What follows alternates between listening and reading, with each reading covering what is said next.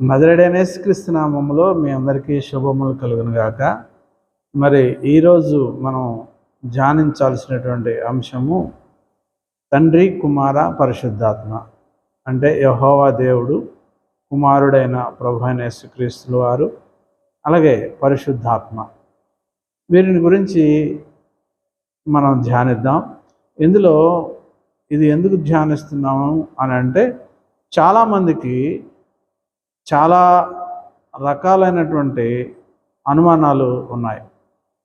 చాలా సంఘాల్లో కూడా ఒకళ్ళు పరిశుద్ధాత్మని వారు ఆరాధిస్తూ ఉంటారు. పరిశుద్ధాత్ముడు ఈ యుగంలో మనకి పనిచేస్తున్నాడు కాబట్టి ఆయన్ని ఆరాధించాలి. అదేవిధంగా కొన్ని సంఘాలు కుమారుడు మన కొరకై చనిపోయి రక్తం కార్చాడు కాబట్టి ఆయననే ఆరాధించాలి అని కొన్ని సంఘాలు. కొంతమంది తండ్రి అయిన దేవుడు అంటే యెహోవా దేవుణ్ణి మాత్రమే ఆరాధించాలి అని యూదులు యూదులు మాత్రం యెహోవా దేవుణ్ణే ఇప్పటికీ ఆరాధిస్తున్నారు. అందులో కొంతమంది మాత్రమే. తన కుమారుడైనటువంటి యేసుక్రీస్తుని కూడా కొంతమంది ఆరాధిస్తున్నారు. కానీ మన దేశంలో క్రైస్తవులుగా మారినటువంటి వారు వీరందరూ కూడా రకరకాలైనటువంటి అపోహలతో జీవిస్తూ ఉన్నారు. కొంతమంది ఏమనుకుంటూ ఉన్నారంటే, కొన్ని సంఘాల్లో తండ్రి, కుమార, పరిశుద్ధాత్మ త్రియేక దేవుడు అని కొంతమంది ముగ్గురు దేవుళ్ళుగా భావిస్తూ ఉన్నారు. మరి ఇవన్నీ కూడా మనము ఈరోజు ఈ అంశం గురించి మనం ధ్యానించి ముగించుకుందాం.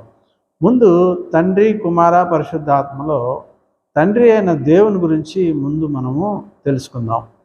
ఆయన ఎలా ఉన్నాడు, ఏం చేస్తూ ఉన్నాడు అన్నది, అలాగే కుమారుడైన ప్రభువైన యేసుక్రీస్తు ఆయన ఏం చేశాడు, ఆయన ఏం చేస్తూ ఉన్నాడు, అలాగే పరిశుద్ధాత్ముడు ఎప్పటి నుంచి ఉన్నాడు, ఆయన ఏం చేస్తున్నాడు అనేది మనం వివరంగా తెలుసుకొని ముగించుకుందాం. మొట్టమొదటిగా తండ్రి అయిన దేవుడు యెహోవా దేవుడు, ఆయనను గురించి యెషయా గ్రంథంలో మనం చూసినట్లయితే, యెషయా గ్రంథం 6వ అధ్యాయము 4వ వచనాన్ని, 3వ వచనం, 4వ వచనాన్ని చదువుదాం. రాజైన ఉజ్జియా మృతి పొందిన సంవత్సరమున అత్యున్నత సింహాసనమందు ప్రభు ఆసీనుడై ఉండగా నేను చూచితిని అని ఇక్కడ యెషయా చెప్తా ఉన్నాడు. ఏమని చెప్తా ఉన్నాడు? అత్యున్నత సింహాసనమందు ప్రభు ఆసీనుడై ఉండగా నేను చూచితిని. అంటే యెషయా గ్రంథంలో యెషయా చెప్తూ ఉన్నటువంటి మాటలకు అప్పటికి ప్రభువైన యేసుక్రీస్తు మరి రాలేదు. వారి కాలంలో యెషయా ప్రవచించాడు, కానీ ప్రభువైన యేసుక్రీస్తు వస్తాడు, ఆయన కన్యక పుడతాడని, ఆయనకి ఇమ్మానుయేలు అని పేరు పెడతారని ఇవన్నీ కూడా చెప్పగలిగాడు. కానీ ఆయనకి నిజంగా ప్రభువైన యేసుక్రీస్తు మీద అవగాహన లేదు. ఆయనకి ఆ రోజుల్లో తండ్రి అయిన దేవుడు యెహోవా దేవుడే వారికి తెలుసు. కాబట్టి ఆయన ఏం చూశాడు? అత్యున్నత సింహాసనమందు ప్రభువు ఆసీనుడై ఉండగా నేను చూచితిని అని చెప్తా ఉన్నాడు. అంటే ఇక్కడ మనం జాగ్రత్తగా గమనించినట్లయితే, తండ్రి అయిన దేవుడు మరి ఆ యొక్క మహోన్నతమైనటువంటి సింహాసనం మీద మరి కూర్చొని ఉన్నట్లుగా మనం అర్థం చేసుకుంటాం. ప్రకటన గ్రంథంలో మనము యోహాను ఆ యొక్క ప్రకటన గ్రంథాన్ని మరి చెప్తూ ఉన్నప్పుడు ఆయన ఇదంతా కూడా చూశాడు. అక్కడ కూడా తండ్రి అయిన దేవుడిని మనం చూస్తాం. అది ఒకసారి మనం గమనించినట్లయితే, ప్రకటన గ్రంథం 4వ అధ్యాయం కనుక మనం పూర్తిగా చదివితే అక్కడ కూడా వ్రాయబడి ఉంటుంది. అక్కడ ఏమని ఉంది?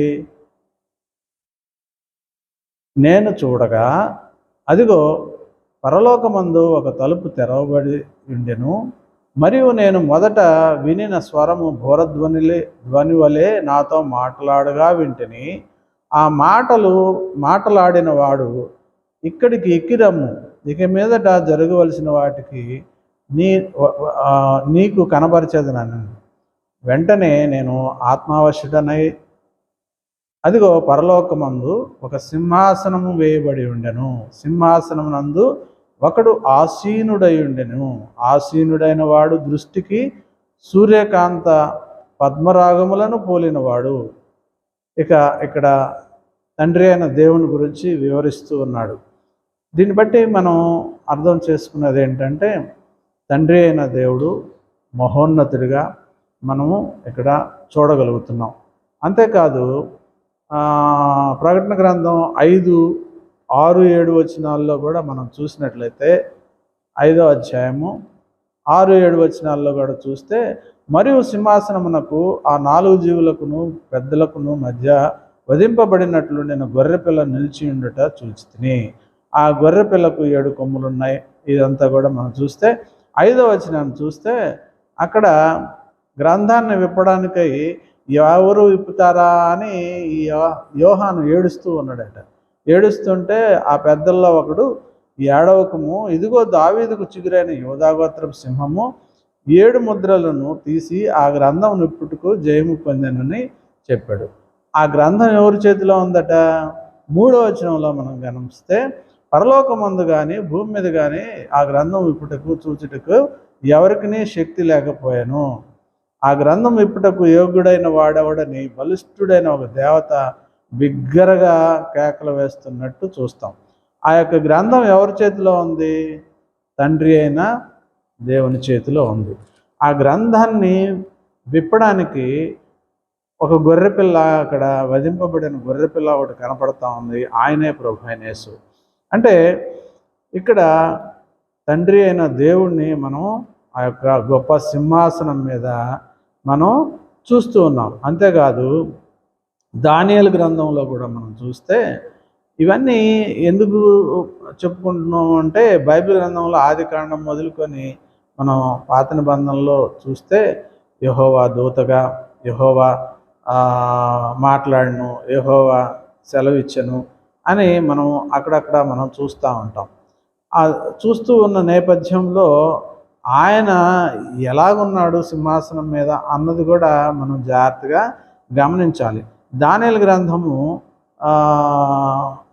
7, 13, 14లో కనుక మనం చూస్తే, ఆకాశ మేఘారూఢుడై మనిషి కుమారుని పోలిన ఒకడు వచ్చి ఆ మహావృద్ధిని సన్నిధికి వచ్చినట్లుగా మనం చూస్తాం. ఇక్కడ మహావృద్ధుడు అంటే దానియేలు చెప్తా ఉన్నాడు. దానియేలు కూడా ఒక దర్శనం చూశాడు. ఇలాగా అందరూ చాలామంది కూడా ఇటువంటి దర్శనాలు బైబిల్ గ్రంథంలో పెద్ద ప్రవక్తలు అందరూ కూడా మరి దేవుణ్ణి, తండ్రి అయిన దేవుణ్ణి చూశారు. ఎవరు చూసినా ఏం చెప్తా ఉన్నారు? ఒక సింహాసనం మీద మరి ఆయన కూర్చొని ఉన్నట్లుగా మనం చూస్తాం. ఇక్కడ మహావృద్ధుని సన్నిధికి ఒక మేఘారూఢుడై మనుష్య కుమారుని పోలిన ఒక వ్యక్తి అక్కడికి వచ్చినట్లుగా మరి చెప్తా ఉన్నాడు. ఆ మనుష్య కుమారుని పోలిన వ్యక్తి ఎవరు? ప్రభు అయిన యేసుక్రీస్తు. మరి ఈ విధంగా మనం గమనించినట్లయితే తండ్రి అయిన దేవుణ్ణి కుమారుడైనటువంటి ప్రభు అయిన యేసుక్రీస్తు కూడా నిర్ధారిస్తూ ఉన్నాడు. అది ఎలాగూ అని అంటే, ప్రభు అయిన యేసుక్రీస్తు ఈ లోకానికి వచ్చిన తర్వాత మనం గమనించినట్లయితే మత్తయి సువార్త 6:6లో కనుక మనం చూస్తే, నీవు ప్రార్థన చేయనప్పుడు నీ గదిలోనికి వెళ్ళి తలుపు వేసి రహస్యమందున నీ తండ్రికి ప్రార్థన చేయము, అప్పుడు నీ తండ్రి నీకు సమాధానం ఇస్తాడు అని చెప్పి మత్తయి సువార్తలో వ్రాయబడింది. అంటే ఇక్కడ ఒకరికి సాక్ష్యం ఇస్తూ ఉన్నారు, అలాగే బలపరుస్తూ ఉన్నారు. మరి తన కుమారుడైనటువంటి ప్రభు అయిన యేసుక్రీస్తు మత్తయి సువార్తలో ఏం చెప్తున్నాడు?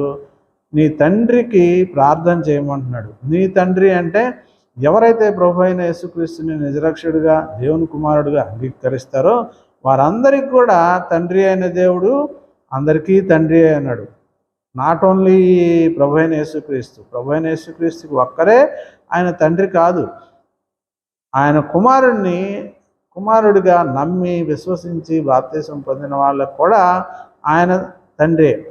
తండ్రి ఎవరిని గౌరవిస్తూ ఉన్నాడు? తండ్రిని గౌరవిస్తూ ఉన్నాడు. ఏమని చెప్తా ఉన్నాడు? నువ్వు గదిలోనికి వెళ్ళి తలుపు వేసుకొని రహస్యమందున నీ తండ్రికి ప్రార్థన చేయము, నీ తండ్రి నీకు సమాధానం ఇస్తాడు అని చెప్తున్నాడు. ఇక్కడ ఏమని చెప్తున్నాడు? నీ తండ్రికి ప్రార్థన చేయమంటున్నాడు. అంతేగాని నాకు ప్రార్థన చేయి అని ఇక్కడ కుమారుడు చెప్పట్లా. తండ్రిని గౌరవిస్తున్నాడు, తండ్రిని బలపరుస్తున్నాడు. తండ్రి అనేవాడు ఒక ఆయన పైన ఉన్నాడు అని చెప్పడం అన్నమాట. అంతేకాకుండా లూకాసు వార్త 23:34లో కూడా మనం చూస్తే ఆయన శిలువ మీద పలికినటువంటి మాట కూడా ఇక్కడ మనం చూడగలం. తండ్రి, వీరేం చేయుచున్నారో వీరు ఎరుగరు గనుక వీరిని క్షమించుమని చెప్పినట్లుగా మనం చూస్తాం. అక్కడ కూడా ఏమని నిర్ధారిస్తున్నాడు? తండ్రి అయిన దేవుడు ఒకడు ఉన్నాడు, ఆయనే మెయిన్ అని చెప్పేసి ఇక్కడ దృఢపరుస్తున్నాడు, స్థిరపరుస్తున్నాడు, తండ్రిని మహిమపరుస్తున్నాడు, ఘనపరుస్తున్నాడు. ఈ యొక్క కుమారుడు ఆయన ఏమంటున్నాడు? తండ్రి, వీరేమి చేయుచున్నారో వీరెరుగురు కనుక వీరిని క్షమించుము అని కుమారుడు అక్కడ ఒక పైన తండ్రి ఉన్నాడు అని చెప్పేసి అక్కడ ఉన్నటువంటి వారందరికి కూడా తెలియజేస్తున్నాడు. ఏమని? నేను కుమారుడిని, ఆయన తండ్రి ఆ పైన పరలోకంలో సింహాసనాసీనుడై ఉన్నాడు అని అక్కడ తెలియజేస్తున్నట్లుగా కూడా మనం ఇక్కడ గమనించాలి. అలాగే యోహాను సువార్త 1:33-34లో మనం చూసినట్లయితే ఇక్కడ నుంచి తన కుమారుణ్ణి బయలుపరుస్తూ ఉన్నాడు తండ్రి అయిన దేవుడు. చూసారా ఎంత గొప్ప కనెక్షను? తండ్రి అయిన దేవుణ్ణి కుమారుడు, అదిగో ఆయన తండ్రి పైన పరలోకంలో ఉన్నాడు, సింహాసనం ఆసీనుడై ఉన్నాడు అని ప్రవక్తల ద్వారా దేవుడు చెప్పించాడు. అంతేకాకుండా తన కుమారుడైనటువంటి ప్రభు అయిన యేసుక్రీస్తు కూడా మరి తండ్రిని ఘనపరుస్తున్నాడు, తండ్రిని చూపిస్తున్నాడు. తండ్రి ఏం చేస్తున్నాడు? కుమారుడిని ఇక్కడ బలపరుస్తున్నాడు. ఏ విధంగా? కుమారుడు ఈ భూమి మీదకు వచ్చినప్పుడు ఆయన మార్గాలను సరళం చేయడానికి ఆయనకు ముందుగా మరి బాప్తిస్మిచ్చు యోహాన్ని మరి పంపించినట్లుగా మనం చూస్తాం. ఇక్కడ యోహాను సువార్త 1:33-34 ఏమనుంది? నీవెవని మీద ఆత్మ దిగి వచ్చి నిలుచుట చూచుతువో ఆయనే పరిశుద్ధాత్మలో బాప్తిసమిచ్చువాడని నాతో చెప్పాను. ఈయనకి యోహానికి మరి నీ కుమారుడు ఎవడు, ఆయన్ని నేను ఎలా గుర్తుపట్టడం అని తండ్రి అయిన దేవుణ్ణి ఇతను అడిగినట్లుగా, తండ్రి అయిన దేవుడు ఇతనికి చెప్పినట్లుగా మనం ఇక్కడ అర్థం చేసుకోవాలి. అది ఎలాగూ తండ్రి అయిన కుమారుడిని ఈ యోహాను కనుగొన్నాడు అని అంటే, నీవు ఎవని మీద ఆత్మ దిగి వచ్చి నిలుచుట చూచుతువో ఆయనే పరిశుద్ధాత్మలో బాప్తిస్మిచ్చువాడని నాతో చెప్పాను అని యోహాను ఒక స్టేట్మెంట్ ఇస్తున్నాడు. అంటే కుమారుడు ఎవరు, ప్రభు అయిన యేసుక్రీస్తు ఎవరు అనే దానికి తండ్రి అయిన దేవుడు ఒక సూచన ఇచ్చాడు. అదేంటంటే, ఎప్పుడైతే ప్రభు అయిన యేసుక్రీస్తు నీళ్లలో బాప్తిసం తీసుకుంటాడో అప్పుడు పైనుంచి ఆకాశం చీల్చబడి ఆకాశం నుండి ఒక మాట వినపడుతుంది. అంతేకాదు ఒక పావురము వలె దేవుని ఆత్మ ఆ యొక్క ప్రభు అయిన యేసుక్రీస్తు రావడం అనేది యోహాను చూసి అప్పుడు నిర్ధారించుకుంటాడు. అక్కడి నుంచే యోహాను ఏం చెప్తాడు? ఈయనే నా దేవుని కుమారుడని నేను తెలుసుకొని సాక్ష్యం ఇచ్చి తిని అని అక్కడ ఉన్నటువంటి యూదులకు చెప్పడం మనం గమనిస్తాం 34వ వచనంలో. అంతేకాదు మనము ఇంకా జాగ్రత్తగా కనుక ప్రభు అయిన యేసుక్రీస్తుని ఇప్పుడు మనం తండ్రి అయిన దేవుడి గురించి మనం మాట్లాడుకున్నాం. ఆయన పరలోకంలో ఉన్నాడని చెప్పేసి యెషయాలో ఉంది, దానియేలులో ఉంది, ప్రకటన గ్రంథంలో ఉంది. ఇంకా చాలా మంది కూడా ఆయన ఎలా ఉన్నాడు ఏంటి అనేది చాలా విశేషంగా చెప్పబడింది. ఆ తర్వాత తండ్రి అయిన దేవుడు కుమారుణ్ణి ఎలా ఉంటాడు ఏంటి, ఆయన పని ఏంటి అనేది కూడా ముందుగానే ఆయన కూడా అందరి చేత చెప్పించాడు. అదేంటంటే యోహాను సువార్త 1:1లో మనం చూసినట్లయితే, ఆది యందు వాక్యం ఉండెను, వాక్యము దేవుని యొద్ద ఉండెను, ఆ వాక్యమే కృపాసత్య సంపూర్ణుడిగా భూమి మీదకి వచ్చినట్లుగా మనం చూస్తాం. ఆది అందట వాక్యం ఉంది. ఆ వాక్యం ఎవరు? ప్రభు అయిన యేసుక్రీస్తు. ఆయన అక్కడ ఉన్నాడు, ఆయన మళ్ళీ కిందకు వచ్చాడు, ఆయన వచ్చిన సంగతి కూడా ఎవరు గుర్తించలేదు అని చెప్తా ఉన్నాడు. అంతేకాదు యోహాను 10:30 కనుక మనం గమనించినట్టయితే, నేనును తండ్రిను ఏకమై ఉన్నామని చెప్పాను. ఎవరు చెప్తున్నాడు ఈ మాట? ప్రభువైన యేసుక్రీస్తు చెప్తా ఉన్నాడు, నేనును నా తండ్రిను ఏకమై ఉన్నాం. అంటే వీళ్ళు ఆత్మస్వరూపులు. ప్రభువైన యేసుక్రీస్తుకి శారీరకమైనటువంటి ఒక శరీరము అమర్చబడినది, కానీ ఆయనలో ఉన్నటువంటి ఈ ఆత్మ, తండ్రి అయిన ఆత్మ రెండు కూడా కలిసే ఉన్నాయి. కాబట్టి ఏమంటున్నాడు ఆయన? నేనును తండ్రిను ఏకమై ఉన్నాము అని తన కుమారుడైనటువంటి ప్రభువైన యేసుక్రీస్తు నిర్ధారిస్తా ఉన్నాడు. నేను వేరు కాదు, తండ్రి వేరు కాదు, మేమిద్దరము ఏకమై ఉన్నాము అని నిర్ధారణ చేస్తా ఉన్నాడు. అంతేకాదు అక్కడ నేను ఉన్నాను అని కూడా, ఆది యందు వాక్యం ఉండెను, ఆ వాక్యమే ప్రభువైన యేసుక్రీస్తు. ఆయన ఆ వాక్యము దేవుని యొద్ద ఉండెను, అంటే తండ్రి అయిన దేవుని యొద్ద ఉన్నది, అది మళ్ళీ తిరిగి భూమి మీదకి వచ్చింది. ఆయన మధ్యలో నివసిస్తున్నా కూడా వారెవరు కూడా కనిపెట్టలేనటువంటి పరిస్థితిలో వాళ్ళు ఉన్నారు. అంతేకాకుండా యోహాను సువార్త 17:11 కూడా మనం చూస్తే, పరిశుద్ధుడైన తండ్రి, మనం ఏకమై ఉన్నలాగున వారు ఏకమై ఉండునట్లు నీవు నాకు అనుగ్రహించిన నీ నామమందు వారిని కాపాడము అని ప్రభువైన యేసుక్రీస్తు తన తండ్రికి చెప్తా ఉన్నాడు. ఏమని? ఈ యోహాను సువార్త 17వ అధ్యాయం కనుక మనం చదివితే పూర్తిగా అదేంటంటే, తండ్రి అయిన దేవునికి ఆయన యందు విశ్వాసం ఉంచినటువంటి ఆ శిష్యులైతేనేమి, ఆయన యందు విశ్వాసం ఉంచి బాప్తిసం పొంది రక్షణ పొందినటువంటి వారు ఎవరైతే ఉన్నారో ప్రభువైన యేసుక్రీస్తుని, వారందరూ కూడా ఏమని అంటున్నారంటే, వారందరి గురించి విజ్ఞాపన చేస్తూ ఉన్నాడు ప్రభువైన యేసుక్రీస్తు.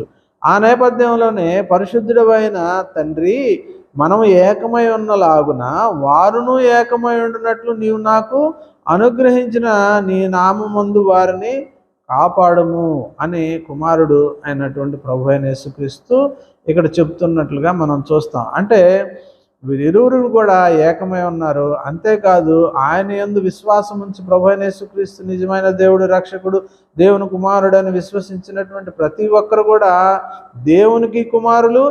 అదేవిధంగా దేవునితో సమానం, ప్రభువైన యేసుక్రీస్తు సమానమైనటువంటి హోదాను మనకు కల్పిస్తా ఉన్నాడు ప్రభువైన యేసుక్రీస్తు. నీవు నాకు అనుగ్రహించిన నీ నామమును వారి నామమందు వారిని కాపాడు అని చెప్తూ ఉన్నాడు. ఈ రోజున మనం జాగ్రత్తగా గమనించినట్లయితే, మనం అందరం కూడా ప్రభువైన యేసుక్రీస్తు ద్వారా రక్షణ పొందుట ద్వారా మనము దేవుని పిల్లలమయ్యాం, దేవుని కుమారులమయ్యాం. అంతేకాదు గలతీ 4:4లో చూసినట్లయితే, కాలము పరిపూర్ణమైనప్పుడు దేవుడు తన కుమారుని పంపెను అని ఒక స్టేట్మెంట్ మనం చూస్తాం.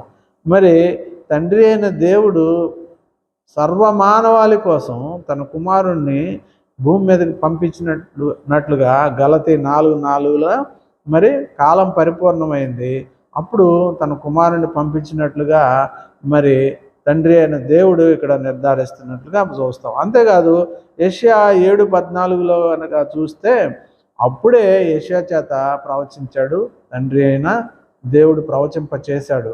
ఏమని? కన్యక గర్భవతి అయి కుమారుని కనును, అతనికి ఇమ్మానుయేలు అని పేరు పెట్టును అని చెప్పి ఆ ప్రవచనం తన కుమారుని గురించి తండ్రి అయిన దేవుడు ముందుగానే వారి చేత ప్రవచింపచేసినట్లుగా మనం చూస్తాం.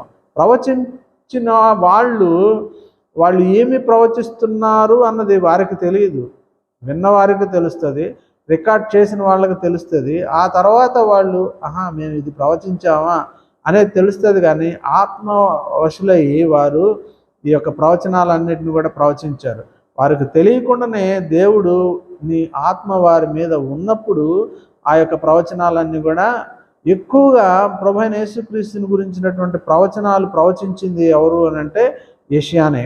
అంతేకాదు మరి ఆ తరువాత ఎక్కువగా ప్రవచించింది ఎవరు అని అంటే ఈ యొక్క దావీదు కూడా ప్రభువైన యేసుక్రీస్తు ఆయన శ్రమల గురించి, ఆయన ఎలా ఉండబోతున్నాడు, ఆయన ఏ విధంగా చనిపోతాడు అనేదంతా కూడా తండ్రి అయిన దేవుడు ప్రవచనాత్మకంగా దేవుని ఆత్మ అతని మీద కృమ్మరించబడిన తరువాత వారు ప్రవచించినటువంటి ఆ ప్రవచనాలన్నీ కూడా తన కుమారుణ్ణి మరి ఇక్కడ నిర్ధారిస్తూ ఉన్నాయి.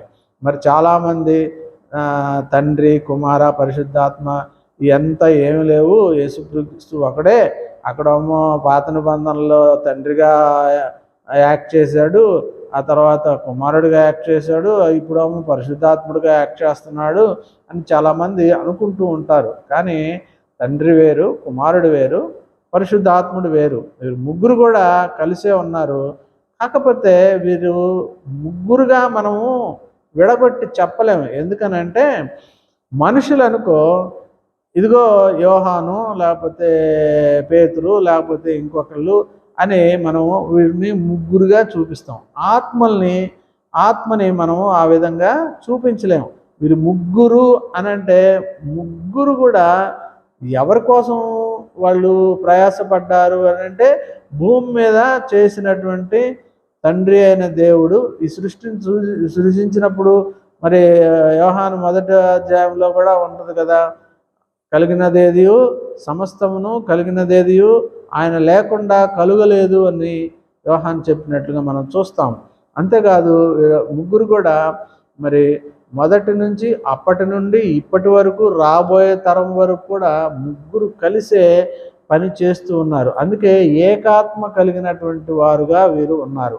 కాబట్టి ఈ రోజున మనం కూడా ఏకాత్మ కలిగి ఎప్పుడైతే ఉంటామో అక్కడ దేవుడు మనతో పాటు ఆయన కూడా నివసిస్తాడు, మనతో పాటు ఆయన కూడా ప్రయాణిస్తాడు. కాబట్టి ఇక్కడ యెషయా గ్రంథంలో ముందుగానే ఇలాగ కన్యకు గర్భంన జన్మిస్తాడు అని కూడా చెప్పబడింది. అంతేకాదు యెషయా 9:6లో కూడా మనం చూసినట్లయితే, ఏలయనగా మనకు శిశువు పుట్టెను, మనకు కుమారుడు అనుగ్రహింపబడెను, ఆయన భుజముల మీద రాజ్యభారం ఉండును అని చెప్పేసి అక్కడ ఒక ప్రవచనము ప్రభువైన యేసుక్రీస్తు గురించి ముందుగానే నిర్ధారించబడింది. మరి తండ్రి అనే దేవుడు ఆ యొక్క ప్రవచనముల ద్వారా మరి ముందుగానే నిర్ణయించారు. కానీ ఇశ్రాయేలీలు అది నమ్మారా? నమ్మట్లా. ఇంకా వస్తాడని ఇప్పటికీ కొంతమంది యూదులు, ఇశ్రాయేలీలు ఎదురు చూస్తూనే ఉన్నారు.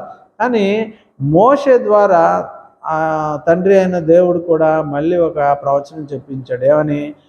మీలో నుంచే ఒకడు వస్తాడు, ఒక ప్రవక్త వస్తాడు, ఆయన మాట నమ్ముడి, ఒకవేళ ఆయన మాట కానీ మీరు నమ్మకపోతే సర్వనాశనం అయిపోతారని కూడా మోషే చేత చెప్పించాడు తండ్రి అయిన దేవుడు.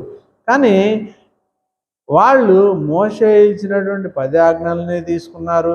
మోషే ద్వారా దేవుడు ఇచ్చినటువంటి అన్ని రకాల ఆహారాలు సమస్తం కూడా పొందుకున్నారు. కానీ ఆయన చెప్పిన ఆ మాటను మాత్రం మిస్ చేసుకున్నారు. ఏ మాట?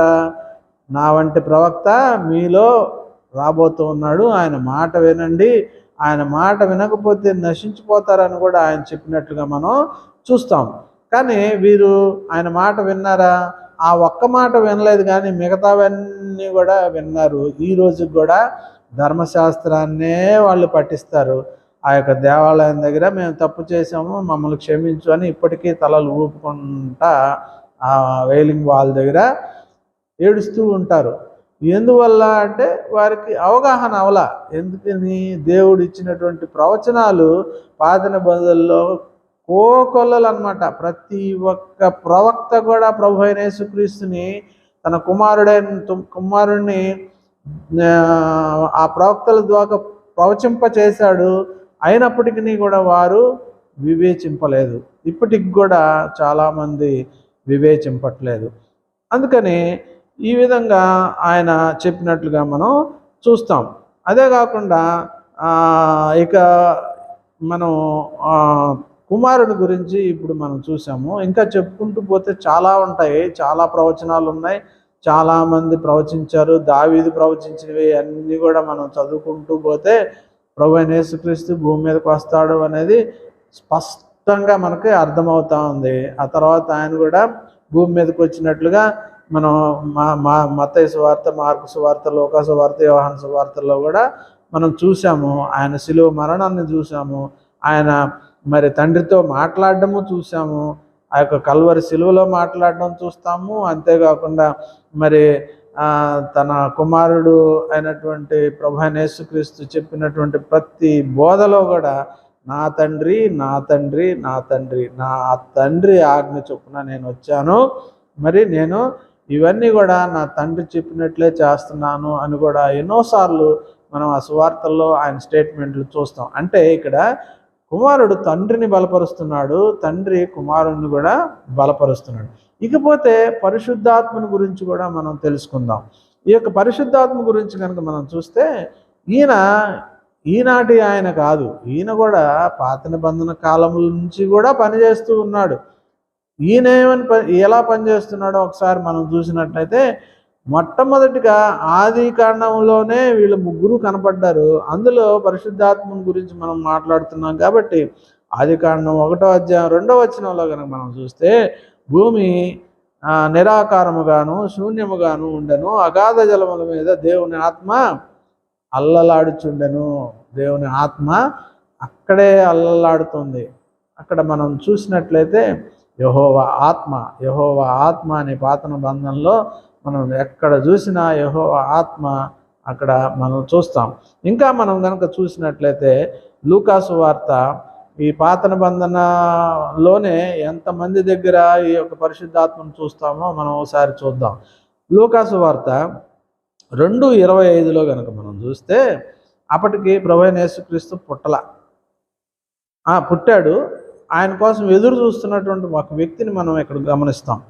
లూకాసు వార్త 2వ అధ్యాయం 25వ వచనంలో మనం చూసినట్లయితే, యెరూషలేమునందు సుమియోనను ఒక మనుషుడు ఉండెను. అతడు నీతిమంతుడును భక్తిపరుడును ఇశ్రాయేలు ఆదరణ కొరకు కనిపెట్టినటువంటి వాడు. పరిశుద్ధాత్మ అతని మీద ఉండెను. అప్పుడు ఆయన ఏం చేస్తున్నాడు, ప్రభు యొక్క క్రీస్తును చూడక మునుపు మరణము పొందడని అతనికి పరిశుద్ధాత్మ చేత బయలుపరచబడెను. ఆయనకట పరిశుద్ధాత్మ చేత ముందుగానే బయలుపరచబడిందంట. ఈయన ఎవరి కోసం ఎదురు చూస్తున్నాడు? ఇశ్రాయేలీల మంచి కోసం, ఇశ్రాయేలీల ఆదరణ కోసం ఆయన కనిపెడుతున్నట్లుగా మనం చూస్తాం. ఇలాగా ఆయన కనిపెడుతున్నటువంటి సమయంలో మరి ప్రభువైన యేసుక్రీస్తుని మరి మరియమ్మ గారు ఆ యెరూషలేం దేవాలయంలో తీసుకురాగానే ఆత్మవశుడైపోయి అక్కడ ఒక ప్రవచనాన్ని, అమ్మా నీకు హృదయంలో ఖడ్గం దూసుకుపోద్ది అంటే ప్రభువైన యేసుక్రీస్తు చనిపోతాడని, అదంతా కూడా ఆయనకు ముందుగానే తెలిసిపోయింది. ఎవరు చెప్పాడు? పరిశుద్ధాత్ముడు చెప్పాడు. ఆయనే ఇక్కడ ప్రభు యొక్క క్రీస్తును చూడక మునుపు మరణము పొందడని అతనికి పరిశుద్ధాత్మ చేత బయలుపరచబడి ఉండెను. ముందుగానే ప్రభు అయిన యేసుక్రీస్తు పుడతాడని, మరి ఆయన భూమి మీదకి వస్తాడని, ఈ యొక్క ప్రజలందరినీ కూడా రక్షిస్తాడని ముందుగానే ఆయనకి తెలియజేయబడింది. అంటే ఇక్కడ పరిశుద్ధాత్ముడే అతనికి తెలియజేశాడు. తండ్రి అయిన దేవుడు చేయలే, పరిశుద్ధాత్ముడు మరి ఇక్కడ తెలియజేసినట్లుగా చూస్తాం. అంతేకాకుండా యోహాను సువార్త 14:23లో కనుక మనం చూస్తే, ఆదరణకర్త అనగా తండ్రి నామమున పంపబోవు పరిశుద్ధాత్మ సమస్తమును మీకు బోధించి నేను మీతో చెప్పిన సంగతులన్నిటిని మీకు జ్ఞాపకం చేయను అని ఈ స్టేట్మెంట్ ఎవరిస్తున్నారు? ప్రభువైన యేసుక్రీస్తు ఇస్తూ ఉన్నాడు. గమనించారా? ఇక్కడ తండ్రి అయిన దేవుడు కుమారుడిని కనపరుస్తున్నాడు, కుమారుడిని దృఢపరుస్తున్నాడు, కుమారుడి మీద సాక్ష్యం చెప్తున్నాడు. కుమారుడేమో తండ్రిని కనపరుస్తున్నాడు, తండ్రిని మరి మహిమపరుస్తూ ఉన్నాడు. అంతేకాదు మరి కుమారుడు మళ్ళీ పరిశుద్ధాత్మను కూడా గౌరవిస్తూ ఉన్నాడు. పరిశుద్ధాత్మను కూడా మరి ఇక్కడ ఒక స్టేట్మెంట్ ద్వారా ఒక ఆయన ఉన్నాడు, ఆయన ఆదరణకర్త. ఆయన ఇక్కడికి వస్తే, నేను అక్కడికి వెళ్తే కానీ ఆయన ఇక్కడికి రాడు, ఆయన వల్ల మీకు చాలా ఉపయోగం ఉంది అని చెప్పేసి ఆయన ఇక్కడ ఆదరణకర్త అనగా తండ్రి నామమున పంపబోవు పరిశుద్ధాత్మ సమస్తమును మీకు బోధించి నేను మీతో చెప్పిన సంగతులన్నిటినీ మీకు జ్ఞాపకం చేస్తుంది అని చెప్తా ఉన్నాడు. మరి ఇక్కడ మనం ప్రభువైన యేసుక్రీస్తు ఏమేమి అద్భుతాలు చేశాడు, ఎటువంటి ఆశ్చర్యకార్యాలు చేశాడు, ఇవన్నీ కూడా మరి తెలుసు కదా. మరి ఇవన్నిటినీ మరిచిపోతారట ఎప్పుడు? ఆయన చనిపోయిన తర్వాత. చెప్పినట్టుగానే ఆయన మరిచిపోయి ఈ యొక్క శిష్యులందరూ కూడా ఏం చేశారు? ఎవరి పనుల్లోకి వాళ్ళు వెళ్ళిపోయారు. పేతురు, యోహాను వీళ్ళైతే సముద్రంలోకి వెళ్ళి మళ్ళీ చేపలు పట్టడం మొదలెట్టారు. అందుకోసమే మరి ఈయన వచ్చి ఏం చేస్తాడట, మిమ్మల్ని ఆదరిస్తాడు. అంతేకాదు నేనున్నప్పుడు ఏమేమి జరిగినాయో అవన్నీ కూడా గుర్తు చేస్తాడట. అందుకోసమే మనం ఒక మాట ఇక్కడ చూస్తాం. యెషయా గ్రంథంలో మనం చూసినట్లయితే యెహోవా ఆత్మ జ్ఞాన వివేచనములకు ఆధారముగు ఆత్మ. యెహోవా ఎడల భయము పుట్టించు ఆత్మ. ఈ యొక్క ఆత్మ ఎటువంటిదట, జ్ఞాన వివేచనములకు ఆధారమగు ఆత్మట. జ్ఞానాన్ని ఇస్తుంది, అంతేకాదు మరి వివేచనను కూడా ఇస్తుంది. చాలామంది కొన్నిసార్లు ఎంత జ్ఞానం కలిగినటువంటి వారైనా మరి వారికి కొన్నిసార్లు వివేచన ఉండదు. జ్ఞానం ఉంటుంది కానీ వివేచన ఉండదు. కొంతమంది వివేచన ఉంటుంది కానీ జ్ఞానం ఉండదు. కానీ ఇక్కడ ఈ రెండింటిని ఇచ్చేవాళ్ళు ఎవరు? యెహోవా ఆత్మ. యెహోవా ఆత్మట జ్ఞాన వివేచములకు ఆధారమగు ఆత్మ. యెహోవా ఎడల భయం కూడా పుట్టిస్తాడట. అమ్మో, యెహోవా దేవుడు అంటే ఏంటనుకున్నావు అని చెప్పేసి ఒక భయాన్ని కూడా ఈ యొక్క యెహోవా ఆత్మ పుట్టిస్తున్నట్లుగా మనం చూస్తాం. అంతేకాదు ఈ యొక్క ఇప్పుడు వరకు మనం చూస్తున్నవన్నీ ఏంటి, పాత నిబంధనలకు సంబంధించినవే. ప్రభువైన యేసుక్రీస్తు చనిపోయి తిరిగి లేచి పునరుద్ధానుడై ఆదరణకర్త వచ్చు వరకు ఎవరు ప్రవచించినా అదంతా కూడా పాత నిబంధన భక్తుల కిందకే వస్తారు. కాబట్టి ఇక్కడ మనం గమనించినట్లయితే యోహాను సువార్త 15:26లో కూడా ప్రభువైన యేసుక్రీస్తు ఏం చెప్తున్నాడు, తండ్రి వద్ద నుండి బయలుదేరు సత్యస్వరూపి అయిన ఆత్మ వచ్చినప్పుడు ఆయన నన్ను గూర్చి సాక్ష్యం ఇచ్చును అని చెప్తా ఉన్నాడు. ఇక్కడ ఎవరు గురించి సాక్ష్యం ఇస్తారు? పరిశుద్ధాత్ముడు వచ్చి తన ప్రభువైన యేసుక్రీస్తుని గురించి సాక్ష్యం ఇస్తాడు. ఈయనే దేవుని కుమారుడు, ఈయన నమ్మండి, పాపక్షమాపణ పొందండి, బాప్తిసం పొందండి అని ఆయన మరి ఈ రోజున అందరినీ కూడా ఆదరిస్తూ ఉన్నాడు. నీకు కష్టం వచ్చినప్పుడు, బాధ వచ్చినప్పుడు ఇవన్నీ కూడా వచ్చి ఆదరించేది ఎవరు? పరిశుద్ధాత్ముడైన దేవుడు. ఈయన పాత నిబంధన కాలంలో ఇంకా ఎన్నెన్నో గొప్ప గొప్ప కార్యాలు చేశాడు. ఆయన చేసినటువంటి కార్యాలు మనం ఒకసారి ఆలోచిస్తే న్యాయాధిపతుల గ్రంథం 6:34లో కనుక మనం చూస్తే గిద్యోను మీదకి వచ్చేసినట్లుగా చూస్తాం. అంతేకాదు ఓత్నీయేలు మీదకి వచ్చినట్లుగా, యోఫ్తా మీదకి వచ్చినట్లుగా, అంతేకాదు న్యాయాధిపతులు 14:6 మనం కనుక చూస్తే యెహోవా ఆత్మ అతనిని ప్రేరేపింపగా అతని చేతిలో ఏమీ లేకపోయినను మేకపిల్లను చీల్చినట్లు, కొదమ సింహాన్ని చీల్చినట్లుగా కూడా మనం చూస్తాం. ఎవరు? సంసోను మీదకి ఆత్మ వచ్చినప్పుడల్లా ఫిలిస్తీయుల్ని ఒక ఆట పట్టించేసేవాడు. ఆయన భౌతికంగా అంటే శారీరకంగా ఆయన పడిపోయాడేమో కానీ అతన్ని పుట్టించిందే సంసోన్ని దేవుడు ఈ యొక్క ఫిలిస్తీయుల్లో వాళ్ళ నుంచి ఇశ్రాయేలీల్ని కాపాడడం కోసమే సంసోన్ పుట్టాడు. మళ్ళీ ఇతను తప్పు చేసినప్పుడల్లా క్షమాపణ అడిగినప్పుడల్లా దేవుని యెహోవా ఆత్మ ఆయన మీదకి వచ్చి ప్రేరేపింపగా ఆయన ఆ ఇశ్రాయేలీల కోసం గొప్ప యుద్ధాలు చేసేవాడు. అప్పుడు మరి మేకపిల్లని చీల్చినట్టుగా కొదమ సింహాన్ని కూడా చీల్చినాడు. అది మనం జాగ్రత్తగా చదివితే అర్థమవుతుంది. యెహోవా ఆత్మ అతనిని ప్రేరేపించిందట.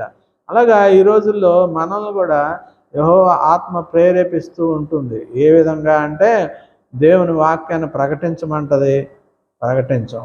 దేవుని ఆత్మ ఇది తప్పు అని చెప్తూ ఉంటుంది, వినము. మనకు నచ్చిందే దేవుడి చిత్తం అనుకొని మనం వెళ్ళిపోతూ ఉంటాం. కానీ ఇక్కడ ఏం చెప్తుంది? దేవుని ఆత్మ మనల్ని ప్రేరేపిస్తుందట. అంతేకాదు ఇంకా మనం చూసినట్లయితే 1 సమూయేలు 10:6 కనుక మనం చూసినట్లయితే సౌలు మీదకి కూడా ముందు సౌలు చాలా భయభక్తులు కలిగి దేవుని యందు భయభక్తులు కలిగి ఉన్నప్పుడు సౌలు మీదకి కూడా యెహోవా ఆత్మ వచ్చినట్లుగా మనం చూస్తాం. అంతేకాదు సమూయేలు 16:13 అయితే దావీదు మీదకి కూడా బలంగా వచ్చినట్లుగా మనం చూస్తాం. ఎన్నో అద్భుతాలు, ఎన్నో రకాలైన యుద్ధాలు మరి దావీదు ఆ యొక్క యెహోవా ఆత్మ వలననే అతను అన్ని యుద్ధాలు కూడా గెలిచినట్లుగా మనం ఇక్కడ చూస్తాం. అంతేకాదు 16-14లో కూడా చూస్తే యెహోవా ఆత్మ మరి విడిచిపెట్టిపోయిందట. ఎవరిని? సౌలుని. ఇక్కడ సౌలు మరి పాపంలో పడిపోయాడు, దేవుని మాటని ధిక్కరించేశాడు. దేవుడు చెప్పినటువంటి వాటినన్నిటికి కూడా అతను పట్టించుకోకుండా అతని ఇష్ట ప్రకారం అతని రాజరికము, అతని హోదా ఇవన్నీ కూడా అతన్ని దేవునికి దూరం చేసిన తర్వాత అతను పడిపోయాడు. ఆ పడిపోయిన తర్వాత అప్పుడు ఉంటుందా దేవుని ఆత్మ యెహోవా ఆత్మ విడిచిపోగానే ఏమొచ్చిందట? దురాత్మ సౌలు మీదకి వచ్చినట్టుగా మనం చూస్తాం. మరి ఈ సౌలు మీదకి ఆ యొక్క దురాత్మ ఎప్పుడైతే వచ్చిందో ఆ దురాత్మను పారదోలడానికి మళ్ళీ ఎవరి మీదకి ఈ యొక్క యెహోవా ఆత్మ వచ్చేది? దావీదు మీదకి వచ్చేది. దావీదు ఆ యొక్క సితార వాయించగానే ఆ యొక్క దురాత్మ పారిపోతుండేది. ఆ తర్వాత నుంచి దావీదు మీద బలంగా యెహోవా ఆత్మ ఉండి ఆ యుద్ధాలు అవన్నీ కూడా జరిగించడానికి ఆ యొక్క పరిస్థితులన్నింటిలో కూడా యెహోవా ఆత్మ అతన్ని నడిపించినట్లుగా మనం చూస్తాం. ఈ విధంగా మనం చెప్పుకుంటూ పోతే మరి ఈ యొక్క యెహోవా ఆత్మ ఎంత అంటే ఒక కాలం తర్వాత ఒక కాలము, ఒక కాలం తర్వాత ఒక కాలము, ఆ విధంగా మొట్టమొదటిగా యెహోవా దేవుడు మరి ఆ యొక్క సింహాసనం మీద ఆసీనుడై మరి అన్ని కార్యాలు కూడా వీరిరువురు ద్వారా చేయించాడు. అంతేకాదు వీరిరువురు కూడా దేవుణ్ణి, తండ్రి అయిన దేవుణ్ణి వీరు గణపరిచారు. పరిశుద్ధాత్ముడు కుమారుడిని గణపరిచాడు, కుమారుడు పరిశుద్ధాత్మను ఇద్దరు కలిసి తండ్రిని కూడా గమనించినట్లుగా చూస్తాం. ఇక ఆఖరిగా మనం ప్రకటన గ్రంథానికి వచ్చేసరికి ఇక్కడ ముగ్గురు కూడా మనం చూడగలుగుతాం. ప్రకటన గ్రంథం 4వ అధ్యాయంలో అయితే అదంతా చదివితే మనం ఇప్పుడు చదివితే టైం సరిపోదు, కానీ ఇదంతా చదివితే అక్కడ సింహాసనం మీద ఎవరు కూర్చొని ఉన్నాడు? తండ్రి అయిన దేవుడు కూర్చొని ఉన్నాడు. అక్కడ చూసినప్పుడు యెషయా గ్రంథంలో మనం చూసాము. దానియేలు గ్రంథంలో కూడా ఒక వృద్ధుడైనటువంటి దేవుడు సింహాసనం మీద కూర్చున్నట్లుగా మనం చూసాం. అంతేకాదు ఇక్కడ 5వ అధ్యాయం ప్రకటనకు వచ్చేసరికి ఆ తండ్రి అయిన దేవుని చేతిలో, సింహాసనం మీద కూర్చున్నటువంటి ఆయన చేతిలో ఒక గ్రంథం ఉందట. ఆ గ్రంథాన్ని తీసుకొని విప్పడానికి ఎవరు యోగ్యులు లేరట. ఆయన చుట్టూ 24 మంది పెద్దలు ఉన్నారట. వాళ్ళందరు చుట్టూ కూర్చొని ఉన్నారు. అంతా ఉంది, కానీ ఆయన చేతిలో గ్రంథం తీసుకోవడానికి ఎవరు కూడా సమర్థులు లేరు. అందుకోసమే అక్కడ యోహాను ఏడుస్తున్నాడట. అయ్యో అయ్యో అయ్యో, ఎవరు లేరా ఆ గ్రంథాన్ని తీసి విప్పదీసి ఓపెన్ చేసి చదివేవాళ్ళు అని ఏడుస్తూ ఉంటే పెద్దల్లో ఒక ఆయన లేచి, నువ్వు ఏడవక, అదిగో గొర్రెపిల్ల, ఆయన ఈ లోకాన్ని జయించినటువంటి మరి 10వ వచనం మనం కనుక చూస్తే, నీవు ఆ గ్రంథమును తీసుకొని దాని ముద్రలను విప్పుటకు యోగ్యుడవు, నీవు వధింపబడిన వాడవై నీ రక్తం ఇచ్చి ప్రతి వంశములోను, ఆయా భాషలు మాట్లాడు వారిలోను, ప్రతి ప్రజలోను, ప్రతి జనములోను దేవుని కొరకు మనుషులను కొని మా దేవునికి వారిని ఒక రాజ్యముగాను యాజకులుగాను చేసితివి అని చెప్పేసి, గనుక వారు భూలోకమందు ఏలుదురని కొత్త పాట పాడుదురు. మరి ఇక్కడ ఆయన చేసినటువంటి గొప్ప యాగము అక్కడ వీళ్ళందరూ కూడా ప్రస్తుతిస్తూ ఉన్నారు. ఆయనట గొర్రెపిల్లగా వధించబడ్డావు, నీవే యోగ్యుడవు, ఆ గ్రంథాన్ని తండ్రి అయిన దేవుడు ఆ సింహాసనం మీద కూర్చున్న ఆయన చేతిలో నుంచి తీసుకొనగలిగినటువంటి సమర్థుడవు నీవే అని చెప్పేసి అక్కడ ఉన్నటువంటి పెద్దలు కూడా ప్రతి జనంలో, మరి అంతేకాదు ప్రతి జనములో, ప్రతి వంశంలో, ప్రతి ప్రజలో, ఆయా భాషలు మాట్లాడు వారిలో వీళ్ళందరినీ కూడా గెలిచింది ఎవరు? ప్రభువైన యేసుక్రీస్తు. కాబట్టి నీవు మాత్రమే యోగ్యుడవు అని చెప్పినట్లుగా మనం చూస్తాం. ఆ తర్వాత ఆయన గ్రంథాన్ని తీసుకున్నట్లుగా విప్పినట్లుగా కూడా మనం ప్రకటన గ్రంథంలో చూస్తాం. దీన్ని బట్టి మనం ఈరోజు నేర్చుకున్నటువంటి అంశం ఏంటంటే తండ్రి అయిన దేవుడు యెహోవా దేవుడు, అలాగే ప్రభు అయిన యేసుక్రీస్తు తన కుమారుడు, అలాగే యెహోవా ఆత్మ, అలాగే నా నామమున పంపు ఈ యొక్క ఆత్మ. ఆ తర్వాత ఎవరి నామమున పంపబడింది? ప్రభు అయిన యేసుక్రీస్తు నామమున పంపబడినటువంటి ఆ యొక్క పరిశుద్ధాత్మ అనేది వీరిరువురు కూడా ఒక్కరే ఆత్మస్వరూపులైనటువంటి వారు. కాబట్టి మనము వారిని ముగ్గురుగా భావించడానికి లేదు. అలాగని ముగ్గురు కూడా మనకి కనబడుతూ ఉన్నారు. కాబట్టి ముగ్గురుగా అంటే ఒకరిలో ఒకరు వాళ్ళు నేనును నా తండ్రిను ఏకమై ఉన్నాము అని చెప్పాడు. కాబట్టి ఆయన ఏకమై ఉన్నటువంటి దేవుడు.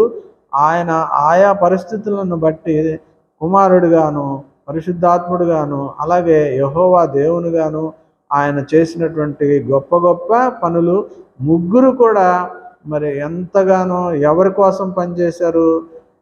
పరిశుద్ధాత్ముడు, అలాగే కుమారుడైనటువంటి ప్రభు అయిన యేసుక్రీస్తు కూడా తండ్రి మాటను దాటకుండా మరి ఈ కార్యాలన్నీ కూడా చేసినట్లుగా మనం చూస్తాం. కాబట్టి ఈ రోజున మనకి తండ్రి అయిన దేవుడు, కుమారుడు, పరిశుద్ధాత్ముడు ముగ్గురు ఉన్నారు. అలాగని మనం ముగ్గురిని వేరుగా చూడడానికి లేదు, అలాగని ముగ్గురు లేరు అనడానికి లేదు. ముగ్గురు ఏకమై ఉన్నారు అంటే ఏకాత్మ కలిగి ఉన్నారు అన్నది మనకి అర్థమవ్వాలి. ఈ రోజున సంఘాల్లో కూడా ఏకాత్మ లేకపోవడం వల్లే సంఘాల్లో గొడవలు జరుగుతున్నాయి. సంఘాల మీద మరి శత్రువు దాడి చేస్తూ ఉన్నాడు. మొన్న తెలంగాణలో చర్చి మీద పడి మరి కొంతమంది ఆ యొక్క సంఘ విశ్వాసుల్ని మరి బహుభయంకరంగా కొట్టినట్టుగా మనం చూస్తాం. సంఘాలని పాడు చేస్తూ ఉన్నారు. ఇవన్నీ జరగడానికి కారణం ఏంటంటే ఏకాత్మ కలిగి లేము. కానీ ఇక్కడ తండ్రి అయిన దేవుడు, కుమారుడు, పరిశుద్ధాత్ముడు ఏకమై ఉన్నట్లుగా ఇక్కడ ఒకరిని ఒకరు బలపరుచుకున్నారు, ఒకరిని ఒకరు సాక్ష్యం ఇచ్చారు. ఆయన ఉన్నాడని ఈయన చెప్తున్నాడు, ఈయన ఉన్నాడని ఆయన చెప్పాడు, వీరిరువురు కూడా ఈయన కూడా ఉన్నాడు అని చెప్పేసి ఆయన చెప్తున్నాడు. ముగ్గురు ఏకమై ఉన్నారు, కానీ ముగ్గురు మూడు పనులు చేస్తూనే ఉన్నారు. ఎవరికి ఎవరు సాటి లేరు. సాటి ఇతను గొప్ప అంటే ఇతను గొప్ప, ఇతను గొప్ప అనడానికి లేదు. ఇప్పుడు కుమారుడైనటువంటి దేవుడు ఏం చేస్తూ ఉన్నాడు?